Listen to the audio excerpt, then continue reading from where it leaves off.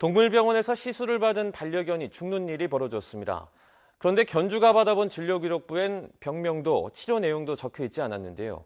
의료사고였는지 확인할 근거가 사실상 없다는 얘기입니다. 현행법에 따르면 수의사가 진료기록을 제공하지 않아도 되는 구멍이 있었습니다. 홍민기 기자가 취재했습니다. 정진우 씨는 5년 동안 키우던 반려견을 잃었습니다. 안약 처방을 받으러 간 동물병원에서 의사 권유로 눈꺼풀 고정 시술을 했는데 1시간도 지나지 않아 죽은 겁니다. 매일 같이 자고 저는 아들같이 키웠단 말이에요. 저는 그때 이미 이성을 잃은 상태였고요. 강하게 항의해 받아본 진료기록부엔 진정제를 투여했다는 내용 한 줄뿐 병명과 치료 내용은 전혀 없었습니다. 저도 여러 군데 물어봤는데 이게 그냥 진정제래요. 알 수가 없죠.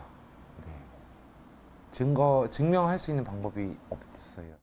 김지혜 씨 반려견은 디스크 수술을 받은 뒤 뒷다리가 마비됐습니다. 병원 측은 수술 중 척추가 녹아내리는 증상이 새로 발견됐기 때문이라고 설명했지만 김 씨가 떼본 진료 기록부에는 이런 내용이 하나도 적혀 있지 않았습니다.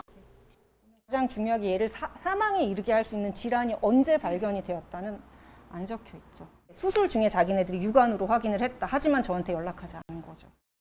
동물 의료 사고가 났을 때 결정적 증거가 되는 진료 기록부가 이처럼 부실한 건 현행 수의사법에 발급 의무가 없기 때문입니다.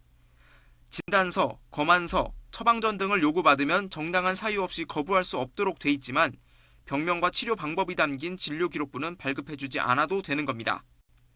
이딴 문제 제기에 21대 국회에서 수의사의 의무 발급 대상에 진료 기록부를 포함하는 법이 발의됐지만 그 진료에 대한 내용을 알 수 없었던 게 여태까지의 상황입니다. 올바른 수술이 받을 수 있었는지 그거에 대한 판단이 가능하도록. 수의사협회는 사람과 달리 동물의약품은 처방전 없이도 살 수 있어 진료 방법이 공개되면 위험한 자가치료가 잇따를 수 있다며 반발하고 있습니다. 그러나 시민단체는 의료사고 때 시비를 가리기 위해선 수술 관련 내용이라도 정확히 공개할 필요가 있다고 지적합니다. 보호자의 권리만 찾기 위해서 필요한 게 아니라 수의사님의 방어를 위해서도 저는 필요하다고 생각하거든요. 국내 반려동물 양육 인구 1,500만 시대. 갈수록 동물 치료나 수술 건수도 늘고 있는 만큼 처방전으로 의약품을 살 수 있게 하는 등 동물 의료 제도의 틀을 정비할 필요가 있다는 목소리가 커지고 있습니다. YTN 홍민기입니다.